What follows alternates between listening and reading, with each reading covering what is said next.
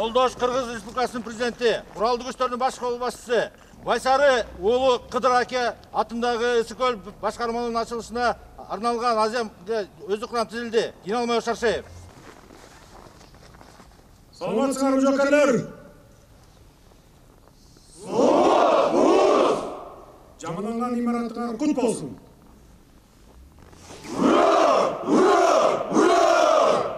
Эркин тур. Жолдош чегарачылар жана чегара кызматынын ардактуу ардагерлери, бүгүнкү иш-чаранын кымбаттуу катышуучулары, азыр биз турган айтылуу Байсары уулу Кыдыр аке атындагы номер 20-28 аскер бөлүгүнө жазында келип, ал акыбалынан кабар алып кеттим эле. 1962 жылы түптөлгөн бул аскердик бөлүк бүгүнкү күнгө чейин оңдоп түзөө иштери жүргүзүлбөй, имараттар эскирип, чатырларынан суу өтүп, көңүл чөктүргөн абалга келип калганын көрүп, чынын айтайын, абдан намыстанып кеттим эле. Дароо барып, үстүбүздөгү жылдын май айында аскер бөлүктүн инфратүзүмүн, штабы, окуу борбору, окуу корпусу, казармасы, көзөмөл өткөрүү жайы, унаа паркы жана башка бардык имараттарын 100% капиталдык оңдоп түзөөдөн өткөрүүгө буйрук бергенмин. Мынакей буюрса мамлекеттик чегарабыздын 676 километрин түзгөн тилкесин кайтарган аскердик бөлүк өзүңүздөр көргөндөй жаркыраган абалга келип, жаңылары салынып отурат. Ошону менен катар ушул аскер бөлүгүнө ысымы берилген залкар инсан Байсары уулу Кыдыр акенин эстелигинин жаңыланышындагы жакшылыкка жоруп койсок болот. Себеби нарктуу элдин урпактары катары ата-бабаларыбызга таазим кылып, аларга сый урматыбызды көрсөткөнүбүздө гана ишибиз оңолот деп ойлоймун. Алгач баарыңыздарды мына ушул Ысык-Көл облусу боюнча чегара башкармалыгын оңдоп түзөө иштерин аякташы менен жаркыраган жаңы аскер бөлүккө ээ болушуңар менен чын дилимден куттуктаймын. Жалпы кыргызстандыктар күбө болуп жаткандай, биз башынан бери чегара коопсуздугун чыңдоого артыкчылык берип, ар тараптан колдоо менен чоң көңүл буруп келебиз. Мекенчегинде турган чегараларыбыздын социалдык абалын, турак жайын жакшыртуу жана башка курулуш иштерине жыл башында 1 миллиард 240 миллион сомдон ашык акча каражаты бөлүнгөн. Ошондой эле учурдан пайдаланып, Кытай эл республикасы менен бедел көзөмөл өткөрүү пункту жаңы курулуп ишке берилгенин, мындан сырткары бүгүн ачылып, бүгүн эми ачылбай калды, эртең ачыла турган Каракол аэропортунда дагы чегарачылардын кызмат өтөөсүнө заманбап шарттар түзүлгөнүн баса белгилеп айта кетейин. Мунун баары мамлекеттик чегарабыздын, элибиздин тынчтыгын камсыздоого ант берип, ыйык кесип таркалап келаткан чегарачыларыбыздын жүктөлгөн тапшырмаларды так аткаруусу үчүн түзүлүп жаткан шарттар деп билиңиздер. Бүгүнкү күндө өлкөбүздүн улуттук коопсуздук мамлекеттик комитетинин чегара кызматы эгемендигибиздин, аймактык бүтүндүгүбүздүн, конституциялык түзүлүштүн жана чегарабыздын ишенимдүү тирегине айланды десек болот. Урматтуу номер 20-28 аскер бөлүгүндөгү чегарачылар, бүгүнкү күндө улуттук намысты туу тутуп, мекенчеги менен бул аймактагы коопсуздукту камсыз кылуу тапшырмасын так аткаруу милдети силердин бактыңарга туш болуп отурат. Сиздер мекенди чындап сүйүүнүн өрнөгүн көрсөтөрүңөргө бекем ишенемин. Ошентсе дагы мамлекеттик чегарада кылмыштарга жана укук бузууларга жол бербей, алдын алуу иштерин жүргүзүп, чегарачылар жөнүндө жергиликтүү элдин, сырттан келген меймандардын жакшы ой пикирлерин калыптандырып, бекитилген аймактагы кызматыңарды так жана таза аткаргыла. Чет өлкөлөрдөн келген туристтерге жылуу мамиле жасагыла, жардам керек болсо токтоосуз жардам берип тургула. Бул менин жана мамлекеттин силерге койгон талабы. Жолдош чегарачылар жана ардактуу ардагерлер, кымбаттуу мекендештер, сиздерди дагы бир жолу бүгүнкү жакшы саамалык менен чын дилимден куттуктаймын. Биринчи жарым жылдыкта жалпы наркы 43 миллион сомдон ашкан 25 даана ЖАК маркасындагы жол тандабас пикап автоунааларын чегара кызматтарына тапшырдык элек. Бүгүнкү саамалыктын урматына мына 51 миллион сомдон ашкан акча каражатын алынган дагы 30 даана ЖАК маркасындагы жол тандабас автоунааларын мына сиздерге ушу Караколго белек кылып жатабыз, азыр кабыл алып коесуздар. чек арабыздын бек корголуш үчүн мамлекет мындан ары дагы ар тараптан колдоосун уланта берет. Биз жалпы журтубуз менен Кыргызстандын чек арасы силердин ишенимдүү колуңарда экенине бекем ишенебиз.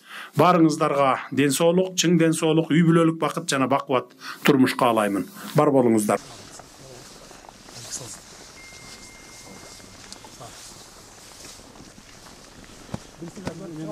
Kesinlikle bir karapa Buna. Кыдыр акеники бияк болсо Кыдыр акенин урпактары.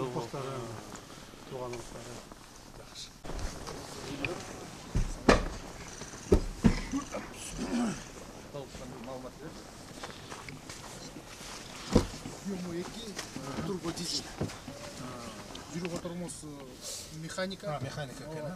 Бардык көндөлүктөрү аракетте.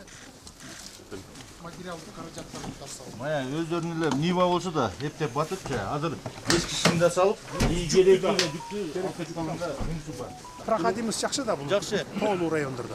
Муну деген баягы алып атканда сизге сунуш бергенде тест драйвди бир айга алып туруп, Баткенге жөнөтүп командирге өтүп катуу текшердеп бергенбиз. Андан кийин 25ти алгандан кийин азыр ошо алынган машиналарды мыкты деп табылгандан кийин дагы сиздин жардамыңыз менен 30 алынды. Ысык көл облусу боюнча башкармалыгы жалпы 676 чакырым мамлекеттик чек араны кайтарат. Алардын ичинен Кытай Республикасы менен 400 чакырым, Казак Республикасы менен 276 чакырым. Азыркы учурда бардык өздүк курам мамлекеттик чек араны кайтарууда күнүмдүк режимде ишке ашырылууда. Чек ара қызметтерден чыгуусу боюнча бардык тилкелерде унаа каражаты жеткенге жана кызматтык жаныбарлар менен жетүүгө чейин барууга мүмкүнчүлүгүбүз бар. Кызматтык жаныбарлар менен толук кандуу 100% камсыз алганбыз. Азыркы учурда чек ара тилкесин кайтарууда бардык чек ара кызмат бөлүмдөрүнүн аймагында 8ден жана 12ге чейинки кызматтык аттарыбыз, 2ден 5ке чейин кызматтык иттерибиз даяр. Өздүк курам мамлекеттик чек араны кайтарууга жөндөмдүү. Чейин Нива УАЗ менен жүрүшсүңөр да? Дал ошондой. Жак менен жүрөткөнсүңөр. Дал ошондой. КПП бул, э? Бедел. Дал ошондой. Жаңы ачканыбыз. Карасай, Баскон. Бияк узун тумшук чапсып коюшкан да, бул Кытай тарапы. Кытай тарапы болуп калат. Жакшы. Ийгилик, жакшы Рахмат. жакшы карагыла. Жарайт. Бул азыркы бизде куралданып турган инженерлик жабдуулар, бул макет болсо типовой заставанын участогу бар, өздүк курамга кандай инженерлик тосмолор жана каражаттар колдонуу боюнча сабак өтүүгө дайындалган класс болуп эсептелет. Бул байланыш каражаттары менен кандай камсыз кылабыз, ошону менен сабак өтүүгө.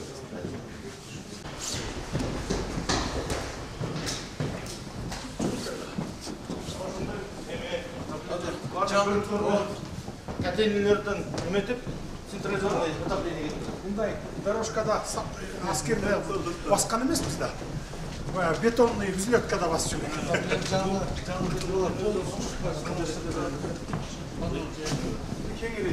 Бияк учебный центр жаш жокейлер өзүндө жакын сабак өтчү. Жаш жокейлерге. Үйдөгүдөн жакшы экен да бияк. Отырып шахмат камсыздап кетет. Обычно комнаталар неме кылат электе, доосу көтөрүп коет.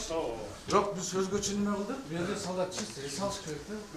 Сүрөттөрдү карап Кээ бир солдаттардын үйүндө мындай условия жок. дежурка чыгып Бул дежурка чыгып, түнү карап, эгер нарушение кылган бар. Молодойлордун да. Бар жерде Камера бар. сиз келгенде трубалардын баары чирип, Ооба, көргөнүм бар. вот эле. Мурун бул жерлеринде тамак ичти. Салам. Бүгүн ачылышка байланыштуу бүгүн эмне болуп? Күндө бересиңерби булар? Жок. Азыр өзү курамга биринчиге борщ, экинчиге аш, анан немеси менен, эт менен. дополнительно 100 грамм. Жер жемиш бүгүн майрамга катары берип аткан экенсиң. Особый.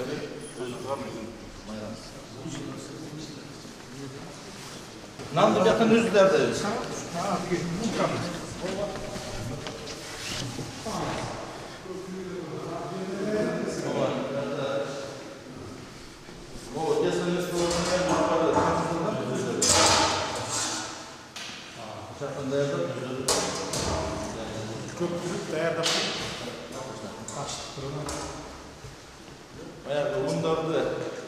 компаниясына беріледі бір жұмалықта.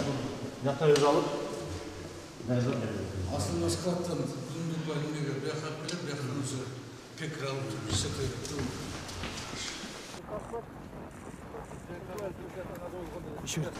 Bir gün man деген кылат экенсиңер да. Суббота, пятница вот. bir jақтан тәжірибемен жұмалына, яғни өмірде душ.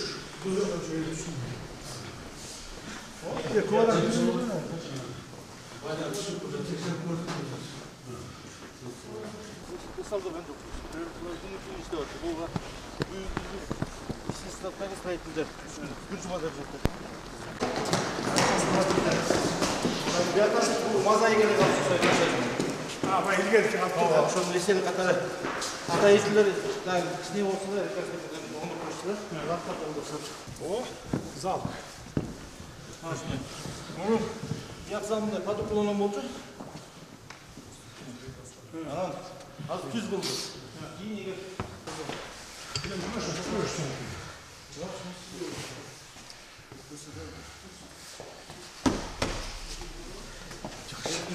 Cip çubuğu kıştı bölüz ayından sıkıyor. Çay kışı bölüz.